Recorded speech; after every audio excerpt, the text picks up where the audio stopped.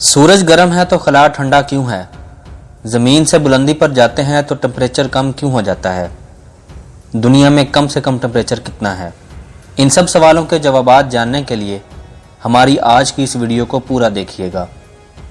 मैं हूं मोहम्मद सईद अहमद और आप देख रहे हैं गो टू इन्फो।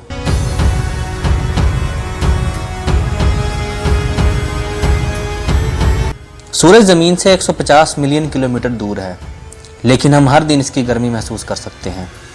ये बहुत ही हैरानकुन और सोचने वाली बात है कि मिलियंस किलोमीटर ज़मीन से दूर एक जलती हुई चीज़ अपनी हीट ज़मीन पर कैसे मुंतकिल कर सकती है।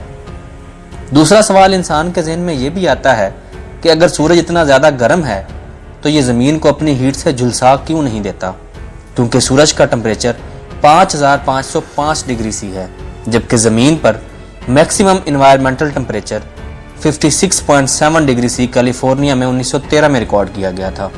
जबकि इसके 9 साल बाद 13 सितंबर 1922 को लीबिया में 58 डिग्री सी रिकॉर्ड किया गया और हाल ही में 2019 में कुवैत में एक मकाम पर 63 डिग्री सी टेम्परेचर रिकॉर्ड किया गया। यह टेम्परेचर बराह रास्त सूरज की रोशनी में मेजर किया गया था, जबकि सायादार जगह पर 52.2 डिग्री सी टेम्परेचर रिकॉर्ड किया गया। गो टू इन्फो के मोजिज़ दोस्तों, तीसरा अहम सवाल जो इंसान के जहन में आता है कि अगर सूरज का टेम्परेचर इतना ज़्यादा है तो फिर स्पेस यानी खला का दर्जा हरारत माइनस में क्यों होता है। मोअज़्ज़िज़ दोस्तों, 1995 में स्पेस यानी खला के अंदर -272 डिग्री सी टेम्परेचर रिकॉर्ड किया गया, जो कि पूरी दुनिया में सबसे कम टेम्परेचर ख्याल किया जाता है। जबकि इंसानी टेक्नोलॉजी भी अभी तक -273 डिग्री सी से ज़्यादा नीचे टेम्परेचर मेजर नहीं कर सकती।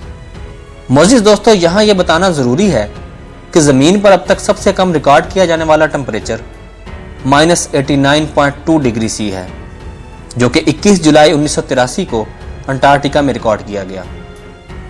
गो टू इन्फो के मोअज़्ज़िज़ दोस्तों, सूरज के इतने ज़्यादा गर्म होने के बावजूद खला का टेम्परेचर इतना कम क्यों है और सूरज की हीट ज़मीन पर कैसे पहुंचती है, इसका जवाब जानने के लिए ज़रूरी है कि हम हीट के मुतालिक थोड़ा सा स्टडी कर लें।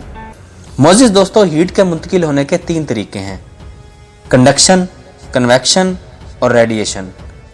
कंडक्शन इस तरीके से सॉलिड्स यानी ठोस अशिया में हीट की मुंतकिली वाक़या होती है। मिसाल के तौर पर किसी लोहे के पीस को एक साइड से गर्म करें तो आहिस्ता आहिस्ता हीट दूसरे सिरे तक पहुंच जाएगी। इस अमल को कंडक्शन कहते हैं।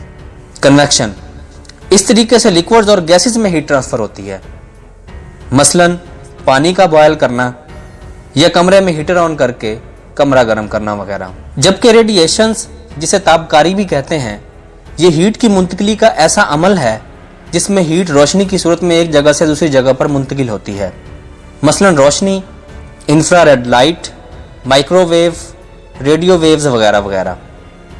अब सूरज की हीट रेडिएशंस के जरिए ज़मीन पर पहुंचती है और ज़मीन सूरज की रेडिएशंस को एक ऑब्जेक्ट के तौर पर जज़ब करती है। जैसे माइक्रोवेव ओवन में जब खाना रखा जाता है तो खाना एक ऑब्जेक्ट है जो रेडिएशन से गर्म हो जाता है। आसान अल्फाज में, अगर सूरज के रास्ते में कोई भी ऑब्जेक्ट आएगा तो सूरज की रोशनी उसको हीट मुंतकिल करेगी, खा वो ज़मीन हो या चांद हो या कुछ और हो। दूसरी बात यह है कि ज़मीन सूरज की हीट से झुलस क्यों नहीं जाती। अल्लाह ताला ने ज़मीन का माहौल ऐसा बनाया है जो ज़मीन पर सूरज की खतरनाक रेडिएशंस नहीं आने देता और ज़मीन का माहौल और उसका टेम्परेचर बैलेंस रखता है। जबकि चांद या खला में कोई और ऑब्जेक्ट जिस पर सूरज की रोशनी पड़ती हो तो उसका टेम्परेचर ज़मीन की तरह बैलेंस नहीं रहता। मसलन अगर चांद के एक हिस्से पर सूरज की रोशनी पड़ रही है तो उसका दर्जा हरारत 127 डिग्री सी तक होता है, जबकि चांद की अंधेरे वाली साइड पर -173 डिग्री सी तक टेम्परेचर होता है। अब यहाँ से अंदाज़ा लगाएं कि अल्लाह पाक ने ज़मीन पर इंसान को कितनी बड़ी नेमत से नवाजा है। बस तुम अपने परवरदिगार की कौन कौन सी नेमत को जुटलाओगे। अल्लाह पाक ने ज़मीन का एटमॉस्फेयर ऐसा बनाया है जो सूरज की खतरनाक रेडिएशंस को रिफ्लेक्ट करता है और सूरज की रेडिएशंस को फिल्टर करके ज़मीन पर भेजता है और ज़मीन का दर्जा हरारत मॉडरेट रखता है। वरना चांद की मिसाल आपके सामने बयान की गई है कि चांद के जिस हिस्से पर सूरज की रोशनी होती है वहाँ बहुत ज़्यादा टेम्परेचर होता है और जिस हिस्से पर अंधेरा होता है वहाँ बहुत कम टेम्परेचर होता है।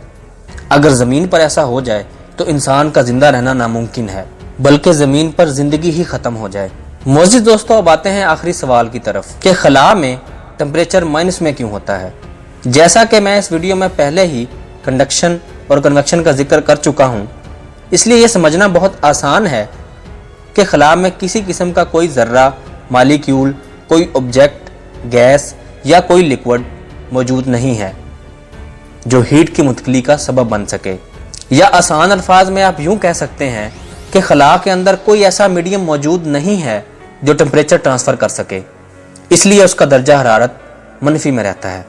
और अगर कोई ऑब्जेक्ट सूरज की रोशनी के सामने आ जाए तो उसका दर्जा हरारत 127 डिग्री सी तक पहुंच जाता है या इससे भी ज़्यादा।